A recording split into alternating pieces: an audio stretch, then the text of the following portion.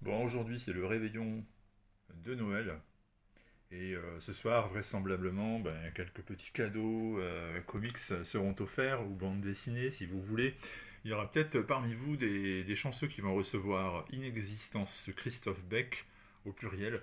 Je dis chanceux parce que l'ouvrage est magnifique. Alors c'est du très grand format, c'est sorti chez Soleil. Et si vous êtes amateur de science-fiction, alors vous allez être servi. D'abord parce que Christophe Beck nous ressort quelques-unes de ses marottes, ses lubies, ses obsessions à travers la bande dessinée. Et puis il signe son retour au dessin. Et quel retour! On est dans la catégorie somptueux. Ça fait 5 ans que l'ouvrage était en préparation. Vous avez ici une belle préface qui est signée Numa Sadoul. Et dans cet ouvrage, vous aurez un peu de tout. Alors, de la bande dessinée classique, de l'illustration pleine page, du texte, comme si c'était une forme de nouvelle. Il y a un chapitre en fait qui se présente sous forme d'un récit écrit uniquement. Et puis, à certains endroits, vous voyez des panneaux absolument splendides qui s'ouvrent et qui forment des illustrations remarquables. Alors le principe d'inexistence, il est simple, c'est tout simplement le monde d'après l'apocalypse, d'après la disparition. L'humanité a tout simplement perdu, à force de ne pas vouloir affronter les défis de demain, que ce soit la technologie, que ce soit l'écologie.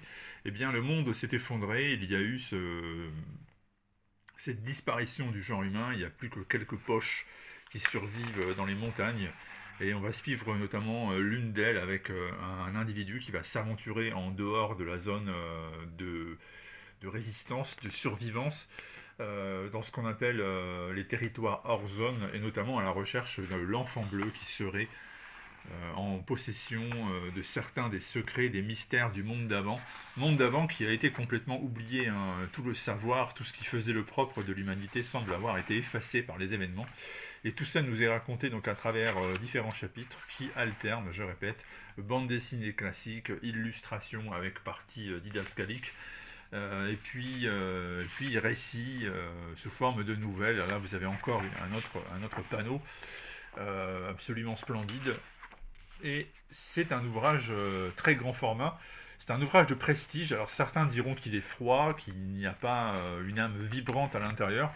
Mais je ne pense pas que ce soit le but, hein. Le but est vraiment de présenter artistiquement quelque chose de très abouti, qui m'a fait penser d'ailleurs à certains ouvrages de science-fiction que j'ai lus quand j'avais 7, 8, 9 ans, très jeune, au début des années 80, et il y avait comme ça des ouvrages de collection et de prestige où on voyait le futur de l'humanité avec des vaisseaux qui partaient dans l'espace, ou la vie telle qu'elle était sur Terre dans le futur.